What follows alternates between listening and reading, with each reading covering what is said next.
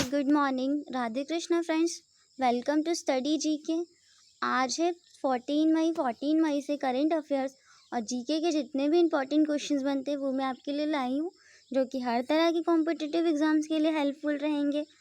If आपको हमारी video अच्छी लगे तो हमारी वीडियो को लाइक कीजिए, कमेंट कीजिए, शेयर कीजिए और हम इस तरह की और वीडियोज़ के लिए हमारे चैनल को सब्सक्राइब करना ना भूलें। तो चलिए स्टार्ट करते हैं आज की हमारे वीडियो के पहले क्वेश्चन के साथ। आज का जो हमारा पहला क्वेश्चन है करंट अफेयर्स का, वो ये है कि फीफा अंडर 17 महिला वर्ल्ड कप अब अगले साल किस देश में 17 फरवरी से 7 मार्च के बीच आयोजित की जाएगी। जो ये वर्ल्ड कप था अब इस साल ही होने वाला था, बट कोरोना वायरस के कारण उसको कैंसिल कर दिया गया है। तब अगले साल होगा, अगले साल 17 फरवरी से 7 मार्च के बीच किस देश में होगा। जो विश्व फुटबॉल की सर्वोच्च संस्था है फीफा, उसने महामारी की परिस्थितियों का मूल्यांकन किया गहन, उसके बाद 12 मई को ये फैसला दिया कि इसको स्थगित करके अगले साल खेला जाएगा। तो अगले साल है ना, इसका आयोजन जो है वो इंडिया में किया जाएगा। अब बात आई है फ़ीफ़ा की, तो फ़ीफ़ा के बारे में थोड़ी सी जानकारी देख लेते हैं। फ़ीफ़ा का फुल फॉर्म क्या रहता है? फ़ीफ़ा का फुल फॉर्म है फेडरेशन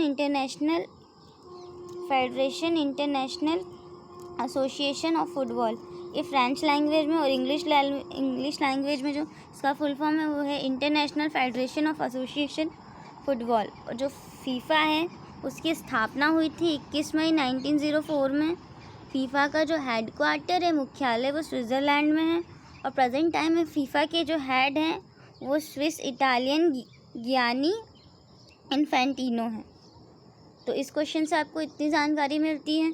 अब चलते हैं हमारे नेक्स्ट क्वेश्चन की तरफ। हमारा नेक्स्ट क्वेश्चन है इंटरनेशनल क्रिकेट काउंसिल ने कोविड-19 की वजह से ही 12 मई 2020 को अगले साल न्यूजीलैंड में होने वाले आईसीसी महिला विश्व कप क्वालीफायर मुकाबले के स्थगित करने का फैसला लिया। इसे 19 जुलाई को आयोजित किया जाना था। जो इंटरनेशनल क्रिकेट काउंसिल उन्होंने कोविड-19 की वजह से 12 मई को अगले साल न्यूजीलैंड में होने वाले आईसीसी महिला विश्व कप क्वालीफायर मुकाबले को स्थगित किया है। तो और इसे 9 जुलाई को जो कि 9 जुलाई 2020 को आयोजित किया जाना था, तो इसको स्थगित किया। ये कौन से देश में होने वाला था? ये होने वाला था श्रीलंका में। तो इसका आंसर आ जाएगा श्रीलंका। अब चलते हैं हमारे नेक्स्ट क्वेश्चन की तरफ। हमारा नेक्स्ट क्वेश्चन है पिछले कितने सालों में पहली बार घटा भारत का CO2 उत्सर्जन। मतलब पिछले कितने सालों में जो भारत का CO2 का था उत्सर्जन, वो कितने सालों में घटा है। तो भारत का जो CO2 उत्सर्जन है कोविड-19 के कारण वो 40 सालों बाद घटा है। कोविड-19 के कारण इंडस्ट्रीज़ कम चल रही है, जिससे धुआं वगैरह कम हो रहा है, तो इससे CO2 का जो उत्सर्जन है उसमें कमी भी आई है और प्रोडक्शंस में भी अपनी कमी आई है। तो इस क्वेश्चन से आपको इतनी जानकारी मिली। अब थोड़ा सा जान लेते हैं कि कहाँ पर दिया है। तो ये जो पर्यावरण संबंधित एक वेबसाइट पर है ना, कार्बन ब्रीफ का विश्लेषण के मुताबिक जो कोरोना वायरस संकट के बीच 40 साल में पहली बार जो भारत में कार्बन का उत्सर्जन है CO2 का, वो उसमें कमी आई है। और रिपोर्ट के अनुसार जो नवीनीकरण ऊर्जा में प्रतिस्पर्धा और बिजली की गिरते उपयोग से जीवाश्म ईंधन की मांग में कमज़ोर पड़ गई है। तो इस क्वेश्चन से आपको इतनी जानकारी मिली। अब चलते हैं हमारे नेक्स्ट क्वेश्चन की तरफ। हमारा नेक्स्ट क्वेश्चन है हाल ही में किस राज्य के मुख्यमंत्री प्रमोद सावंत ने 11 मई को यह घोषणा की है कि राज्य जल्द ही आने वाले पर्यटकों के लिए अपनी मानक संचालन प्रक्रिया स्टैंडर्ड ऑपरेटिंग प्रोसीजर विकसित करेगा। तो किस राज्य के मुख्यमंत्री प्रमोद सावंत ने घोषणा की है ये? सबसे पहले तो ये देख लीजिए कि प्रमोद सावंत ये रहे प्रमोद सावंत जी। ये जो हैं ये गोवा के मुख्यमंत्री हैं, तो इसका आंसर गोवा आ जाएगा। अब जान लेते हैं ये जो कोविड-19 को लेकर मुख्यमंत्री ने इस पर चर्चा की है वो कैसे की है। कोविड-19 को लेकर मुख्यमंत्रियों ने प्रधानमंत्री नरेंद्र मोदी के साथ वीडियो कॉन्फ्रेंस में बैठक में भाग लेने के बाद मुख्यमंत्री जो प्रमोद सावंत हैं गोवा के, उन्होंने ये घोषणा की है कि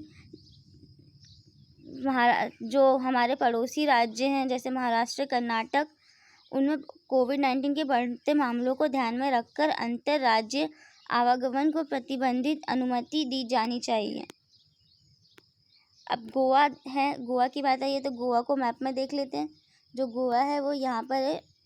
गोवा की जो कैपिटल है, गोवा की कैपिटल है पानाजी। गोवा के प्रेजेंट टाइम पे सीएम है प्रमोद सावंत। और गोवा के बारे में कुछ इम्पोर्टेंट फैक्ट्स भी देख लेते हैं। जो फर्स्ट मेडिकल स्कूल था इंडिया का, वो इस्टेब्लिश हुआ था गोवा के कैपिटल पानाजी में 1842 में। और गोवा के 2 लैंग्वेज है, कोंकणी और मराठी। और दूध सागर फॉल्स जो है वो इंडिया का हाईएस्ट फॉल है जो कि गोवा में सिचुएटेड है। ये भी एग्ज़ाम पॉइंट ऑफ व्यू से बहुत इम्पॉर्टेंट है। और जो गोवा है उसने एशिया का फर्स्ट फ्लोटिंग कैसीनो लॉन्च किया था। ये भी एग्ज़ाम पॉइंट ऑफ व्यू से बहुत इम्पॉर्टेंट है। तो इस क्वेश्चन से आपको इतनी जानकारी मिली। अब चलते हैं हमारे नेक्स्ट क्वेश्चन की तरफ।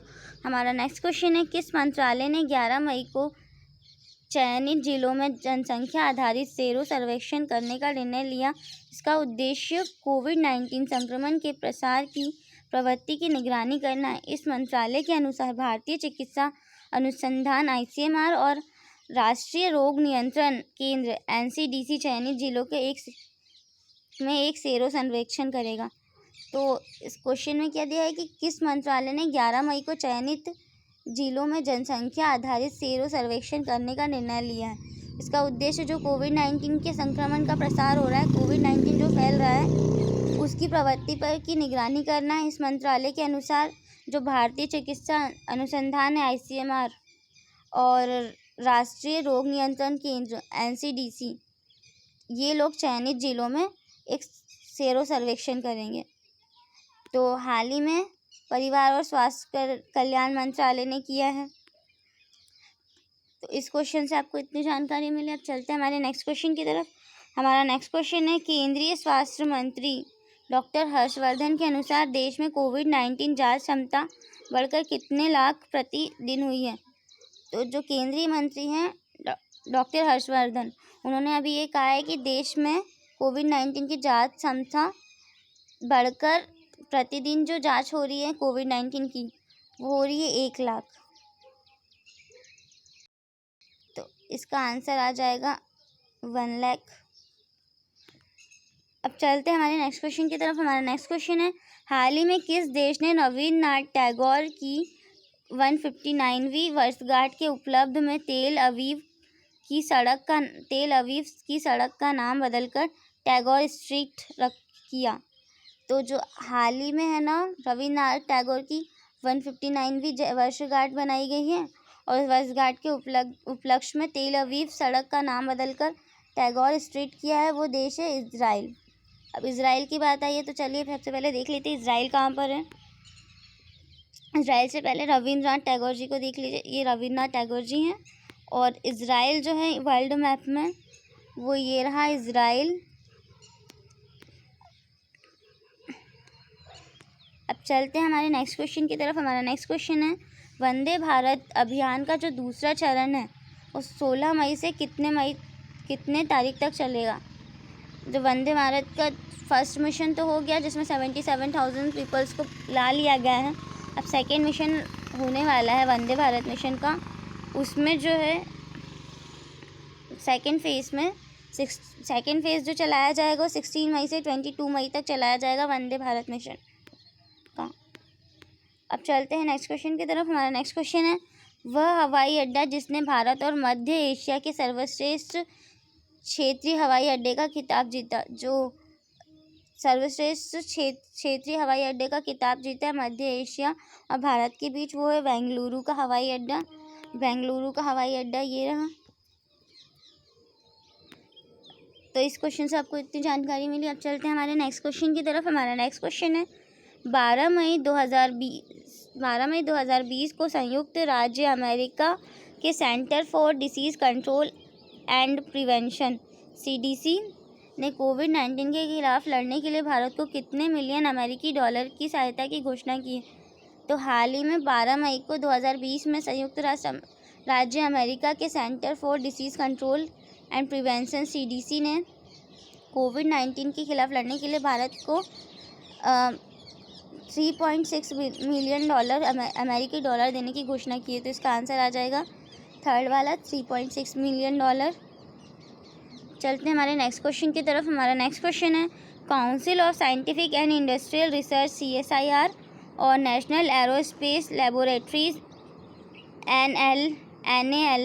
NAL बेंगलुरु ने किस नाम का एक वेंटिलेटर विकसित किया? इस वेंटिलेटर को 36 दिनों के रिकॉर्ड समय में डिज़ाइन किया गया। जो CSIR है और नेशनल एरोस्पेस लेबोरेटरीज है, उन्होंने बेंगलुरु में किस नाम का वेंटिलेटर विकसित किया जो कि 36 दिनों का रिकॉर्ड समय में डिज़ाइन किया गया है? तो उन्होंने जो वेंटिलेटर विकसित किया गया है उसका नाम है स्वस्थ वायु। ये जो वेंटिलेटर है कोविड-19 से लड़ने के लिए और कोविड-19 में जितनी भी प्रॉब्लम्स हो रही हैं इंसानों को, उसकी देख रेख के लिए किया गया है और ये 36 दिन में बन के तैयार हो गया है। अब चलते हैं हमारे नेक्स्ट क्वेश्चन की तरफ। हमारा नेक्स्ट क्वेश्चन है देश का औद्योगिक उत्पादन मार्च में कितने प्रतिशत घटा? जो देश का अपने भारत देश का औद्योगिक उत्पादन है वो 2020 में 16.5% घटा। चलते हैं हमारे नेक्स्ट क्वेश्चन की तरफ। हमारा नेक्स्ट क्वेश्चन है 12 मई 2020 को सूक्ष्म लघु व मध्यम उद्योग मंत्रालय ने कौन सा पोर्टल लॉन्च किया? 12 मई 2020 को सूक्ष्म और लघु और मध्यम उद्योग मंत्रालय MSME ने कौन सा पोर्टल लॉन्च किया है? यह पोर्टल प्रौद्योगिकी संचालित नियंत्रण कक्ष प्रबंधन सूचना प्रणाली के रूप में कार्य करता है। तो हाल ही में है ना चैम्पियन पोर्टल लॉन्च किया है सूक्ष्म लघु और मध्यम उद्योग मंत्रालय ने चैम्पियन पोर्टल लॉन्च किया। तो इस क्वेश्चन से आपको इतनी जानकारी मिली। अब चलते हैं हमारे नेक्स्ट क्वेश्चन की तरफ। हमारा नेक्स्ट क्वेश्चन है निम्न में से किसने तमिलनाडु राज्य आपदा प्रबंधन प्राधिकरण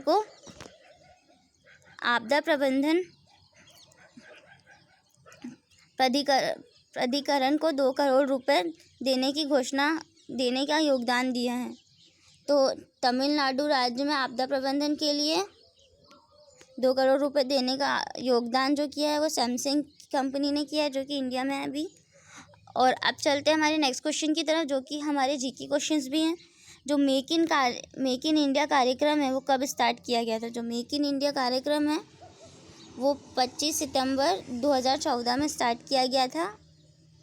और अब चलते हैं नेक्स्ट क्वेश्चन की तरफ। हमारा नेक्स्ट क्वेश्चन है वित्त मंत्रालय के तहत प्रधानमंत्री गरीब कल्याण योजना कब लागू की गई? जो वित्त मंत्रालय है उसके तहत प्रधानमंत्री गरीब कल्याण योजना कब लागू की गई? तो वो 17 दिसंबर 2016 में लागू की गई थी। अब चलते हैं नेक्स्ट क्वेश्चन की तरफ।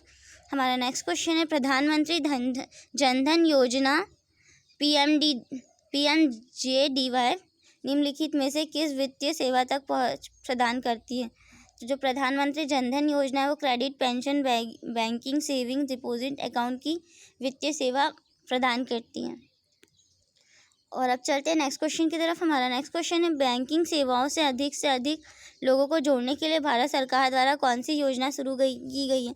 जो भारत सरकार है उन्होंने बैंकिंग सेवा में अधिक से अधिक लोगों को जोड़ने के लिए कौन सी योजना शुरू की थी? तो उन्होंने प्रधानमंत्री जनधन योजना शुरू की है।